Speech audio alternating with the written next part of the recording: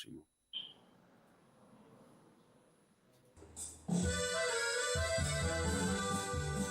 Cosa è Made in Carnia? È un portale informativo e una piattaforma e-shop di proprietà del gruppo Friuli TV. Diamo spazio alle attività della Carnia mediante servizi informativi, trasmissioni mirate, linee dirette con i sindaci e le amministrazioni. Inoltre puoi vedere le trasmissioni di Carnia Web TV, con speciali settimanali e on demand. Stiamo allestendo e configurando la piattaforma con i vari inserzionisti. Vuoi essere presente anche te o avere informazioni dettagliate? Non esitare a contattare il nostro ufficio marketing via mail a info@friulitv.net oppure al numero 371 521 3748. Un nostro responsabile vi illustrerà nel dettaglio il progetto e le relative soluzioni commerciali. Made in Carnia, il portale della Carnia, è un marchio Friuli TV. E par concludi io soi Carnia Voice, la voce dalla Carnia. Un mandi e i visi chi sarin la prossime settimane a Force di Sore.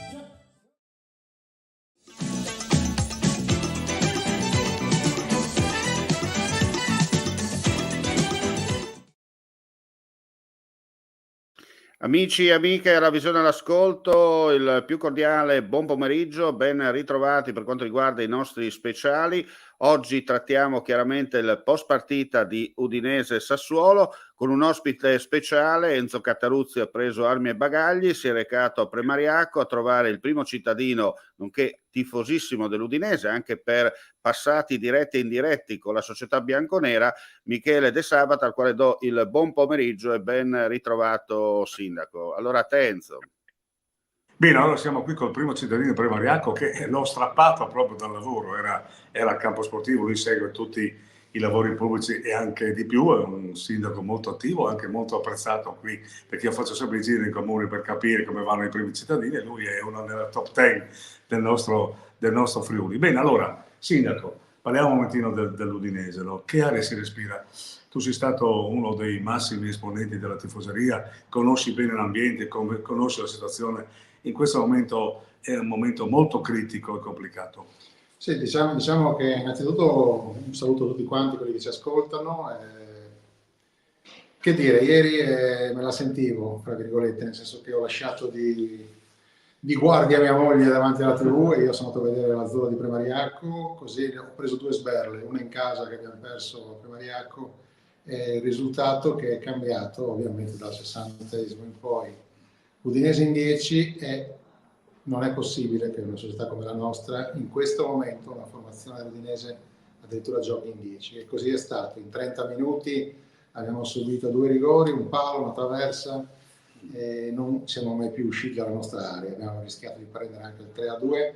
Questa dimostrazione che già l'equilibrio 11 contro 11 in questo momento, avendo una qualità di giocatori abbastanza bassa, per non dire mediocre, con alcuni elementi che non sono della Serie A, non sono assolutamente giocatori che possono giocare in Serie A, non tanto per le qualità pedatorie, ma per la mentalità, per come si scende in campo, per come si affrontano anche l'ultimo quarto d'ora, quando il mister ti mette dentro, non è questo il modo da affrontare la Serie A. La Serie A è una brutta bestia, una bestia molto qualificata, tecnicamente sono molto preparati, e basta il minimo errore con le grandi per essere punito, bastano alcuni errori con le piccole per non vincere le partite ed è quello che ci sta succedendo. Servirebbe un po' di tranquillità in più, però servirebbe anche un po' di qualità. È incredibile che un fallo da fermo così di un giocatore professionista possa in qualche modo farsi prendere dalla paura, forse dalla inconsapevolezza del ruolo, perché a un certo punto un fallo fermo è stato veramente dato la svolta, se ce n'era bisogno, nella partita, e essendo in 10, come hai detto tu, l'Udinese ha sofferto perché la qualità dei giocatori lascia un po' a desiderare. Ma poi io credo che anche l'allenatore sia un po' preso, non dico dal panico, ma non sa cosa fare. Non sa cosa fare anche perché, ripeto, il materiale che lui ha in mano è di difficile gestione, nel senso che lui comunque entra in corsa e trova uno spogliatoio diciamo abbastanza movimentato.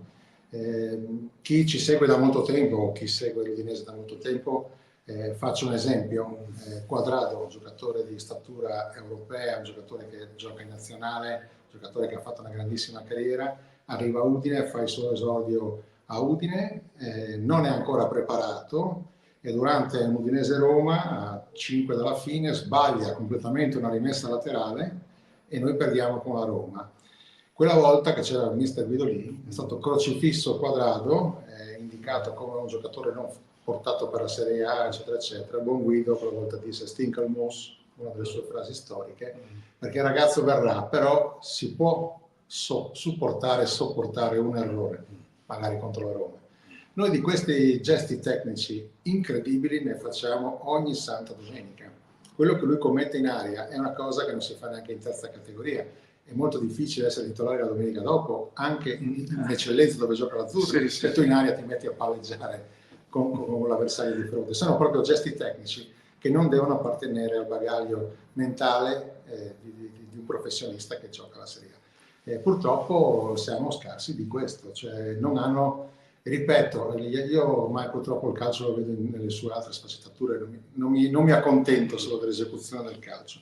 Li vedi in panchina come sono seduti e come entrano in campo, da non avere la maglia addosso, da non avere le scarpe allacciate, da non avere le catenine addosso, sembrano dei turisti che fanno un reality seduti in panchina, quelli che subentrano, e a volte qualcuno in campo si dimentica di essere a San Siro piuttosto che allo Stadio Friuli. Concordo su quello che dice Michele De Sabata. No, mi permetto di aggiungere, Michele, la situazione, almeno da quello che ho visto ieri pomeriggio nel pre-partita, si respira un po' un'aria non dico anzi aggiungo, da smobilitazione generale, no? Una sorta di aria non proprio positiva, quella che aleggia all'interno dello stadio e anche fuori dallo stadio, no? La sensazione è che, non dico siamo già ai titoli di coda, però il serpentone, usando un gergo tecnico, è già pronto solo da mettere in play, no? Senz'altro un occhio attento può darti ragione, nel senso che ci sono alcuni segnali, parliamo anche della TV, della società che passerà di mano dal 1 gennaio, se non sbaglio, certe antennine che hanno alcuni professionisti, sia della TV o anche professionisti sportivi, insomma, no? Certi segnali si possono cogliere. Io non sono un professionista di nessuno di questi rami, sono semplicemente un tifoso e sono straconvinto che non c'è smobilitazione, perché comunque il mercato che si fa in Serie A è diverso da qualsiasi altro mercato. Il paracadute famoso è una sciocchezza, ed è una sciocchezza non perché non esiste, è una sciocchezza perché è impareggiabile quello che si fa vendendo sul mercato primario, cioè la Serie A. Andare in B o anche andare in Championship per quanto riguarda l'Inghilterra è un danno abbastanza importante. Non c'è nessun paracadute che può pareggiare quello che questi giorni stavamo leggendo, no? 360 milioni è un danno economico non da poco anche per tutta di plusvalenze fatti in questi anni. Questo è il mercato del Udinese, questo è il bacino, quindi io sono sempre convinto che non mollerà mai, fra virgolette, anche perché sia costosa per chi dovrebbe acquistare una società di Serie A in questo momento qua, forse anche non redditizia, se non in questo modo. Certo che questo è il modo che a noi tifosi non piace, perché è il mercato delle vacche, è brutta espressione, ma così è diventato, non c'è più attaccamento a nulla, appena c'è lo spazio da poter vendere e da monetizzare, non c'è nessuna ipotesi che uno indossi la maglietta perché deve vincere qualcosa, no, assolutamente Chiaro.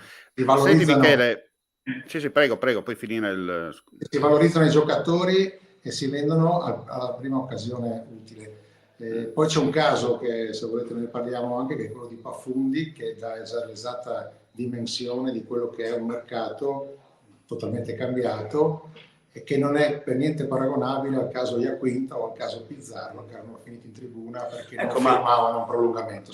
Questo invece è un altro caso ancora più eclatante di quello che è ecco, tu hai aperto il 2020. Un interessantissimo caso, quello di Pafundi, che non si capisce come mai viene chiamato in nazionale da Mancini allora e adesso fa panchina, non si capisce se era Sottile che lo faceva giocare, se era la società che non vuole che giochi, non si capisce, cioè è un mistero in sostanza, è un mistero.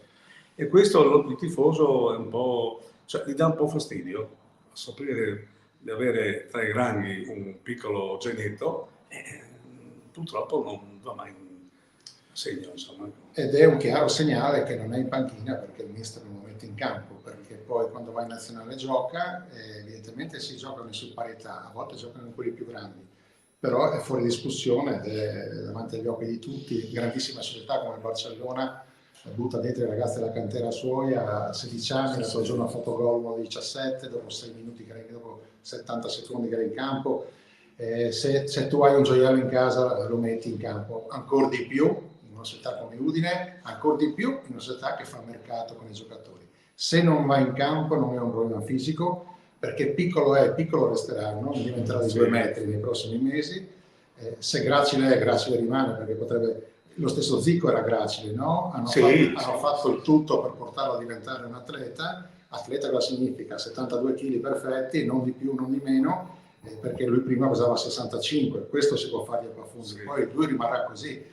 Pafundi è semplicemente Totò di Natale, quando è arrivato all'Udine dall'Empoli era gracile uguale, piccolo uguale, e molti avevano dei dubbi sulla sua capacità di stare in campo, perché era troppo piccolo per giocare a calcio, no? Questo, quando lui da Napoli se ne va e va nel primo vivaio, se non sbaglio a Torino, lo scartano perché è troppo piccolo. Poi l'Empoli ci crede, e nello scugnizzo napoletano ci crede tanto fin quando lo fa giocare, no?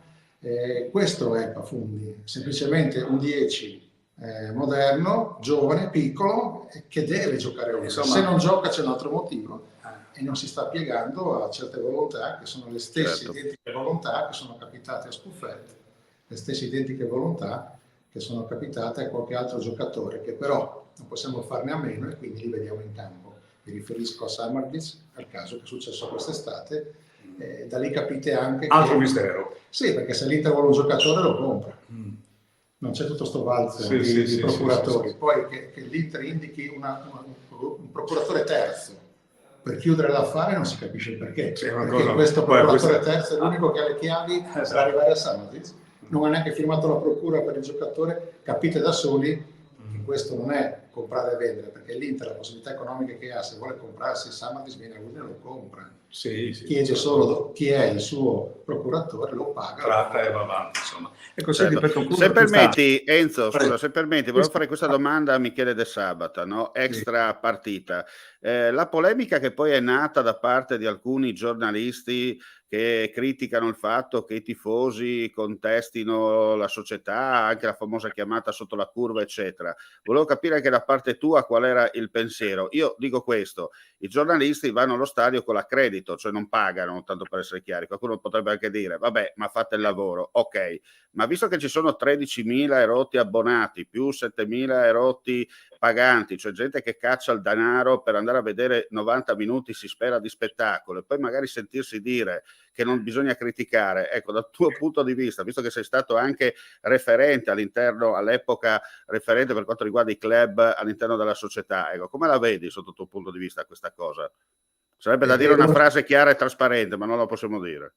Ed è uno dei motivi perché io non collaboro più con l'Udinese, perché la critica in questo momento qua, per quanto riguarda i tifosi, è letteralmente opposta, nel senso che sono troppo morbidi sia i comunicati che hanno fatto oggi gli autonomi e sia quelli della curva nord. Sono molto più filosocietari che non veritieri, perché in qualsiasi bar che si entri in Friuli si parla di Udinese, diciamo che i termini non sono esattamente quelli edulcorati che leggiamo nei comunicati. Non sono soft in sostanza. No, non sono assolutamente soft. E anche la stessa curva, notate durante qualche sporadica contestazione, non tutta la curva è coesa nel fare un canto, per esempio.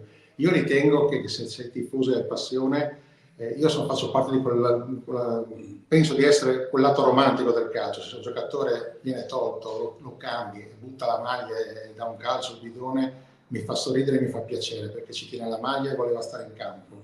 Non sono all'incontrario, uno dice sei maleducato, rispetto per il tuo compagno che entra, no, uno che esce. Devo capire anche il momento. Quindi il tifoso che applaude la squadra che perde, per me non è un tifoso, è un pagante che ha visto uno spettacolo che gli è piaciuto, per cui il risultato ne dà favore. I tifosi che vanno allo stadio, i veri tifosi non amano questa cosa qua e soffrono davanti, e lo sfogo che hanno, l'unico sfogo che possono avere è quei 30 secondi a fine partita per esercitare l'unica possibilità che hanno, sottolineare la proprietà, che così lo spettacolo non piace. C'è un rovescio della medaglia dove c'è parecchia leva che la società fa, che è un lavoro iniziato già quando ero io e si è concluso, quasi concluso in maniera perfetta.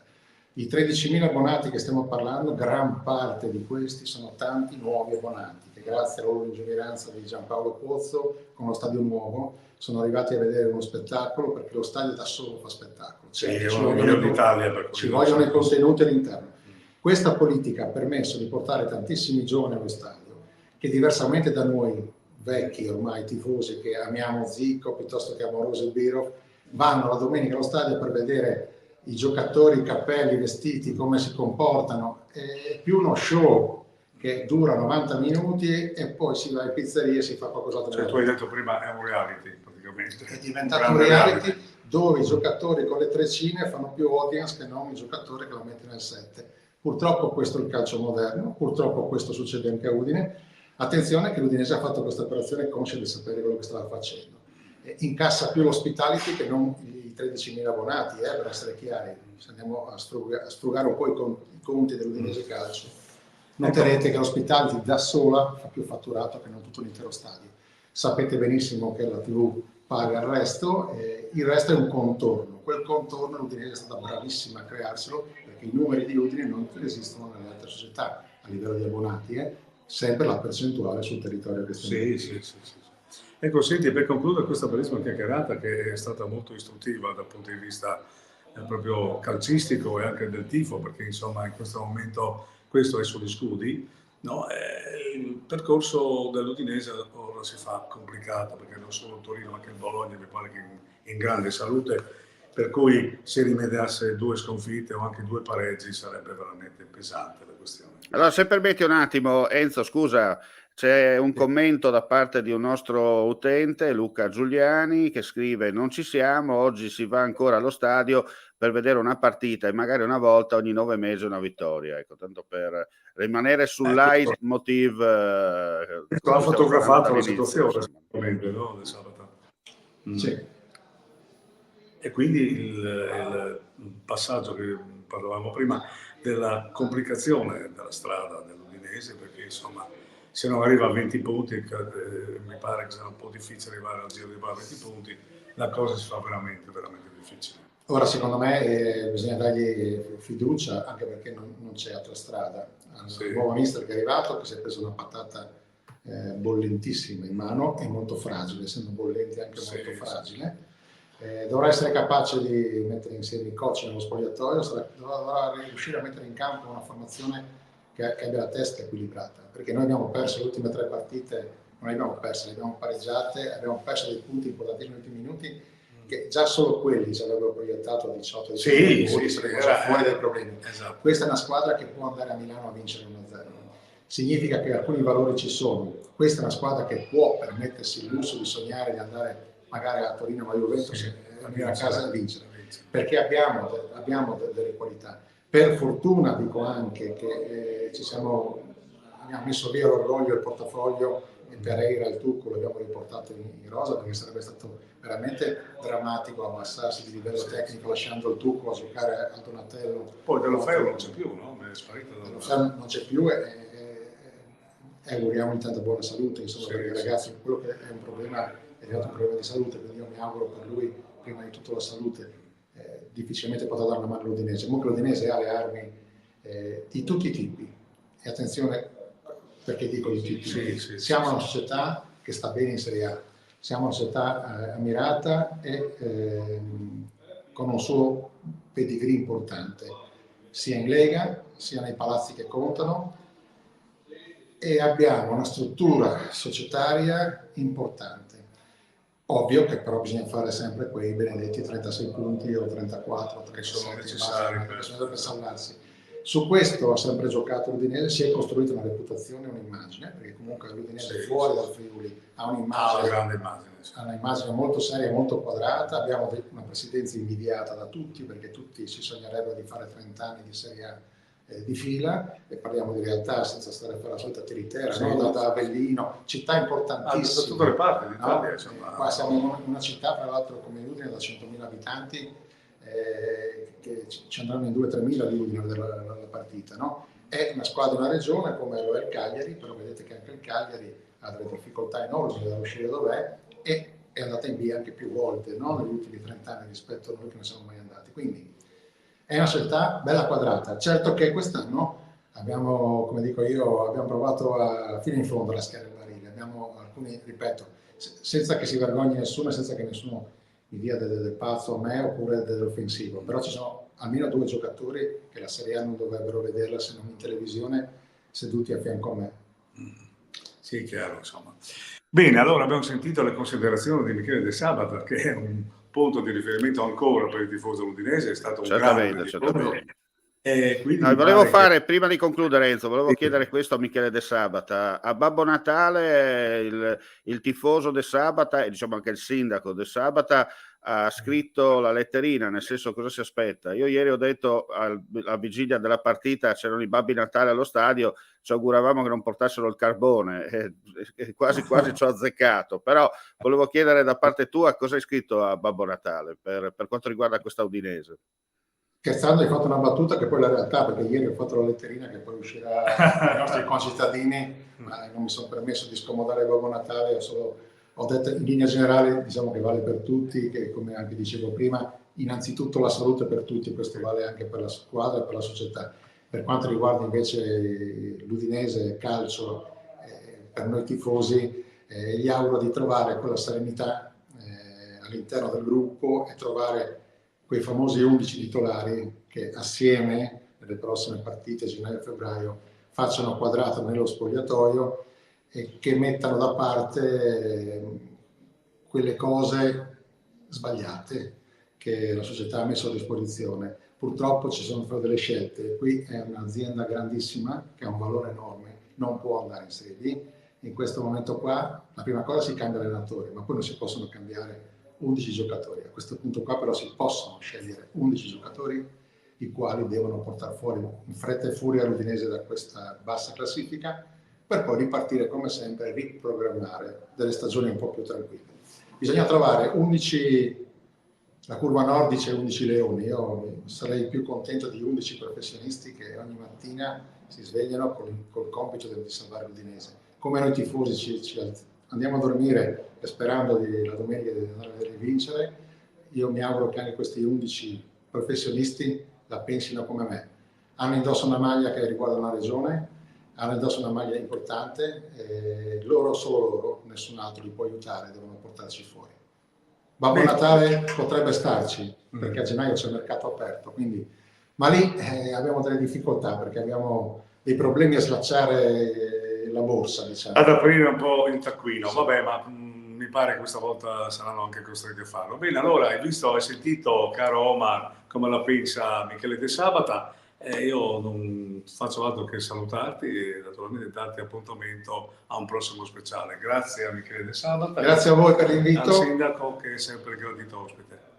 Bene, ringraziamo, come ha detto giustamente Enzo Cataruzzi, il nostro ospite. Eravamo dal vivo a Premariacco insieme al sindaco Michele De Sabata, ma come abbiamo sottolineato più volte, anche con un passato recente di uomo per quanto riguarda i club del Friuli Venezia Giulia legati all'Udinese, e ci auguriamo insomma che Babbo Natale, io aggiungo, ci porti in dono qualcosa di importante già a partire dall'antivigilia di Natale, quando saremo proprio in quel di Torino, al vecchio stadio comunale di Torino, oggi ribattezzato Stadio Olimpico Grande Torino.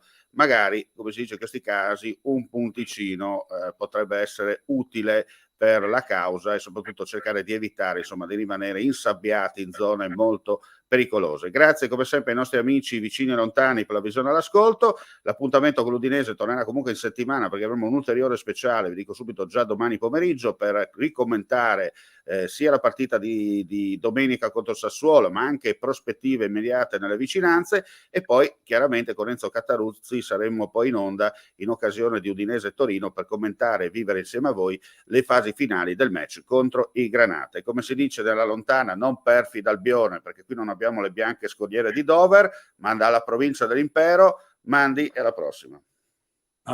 Mandi.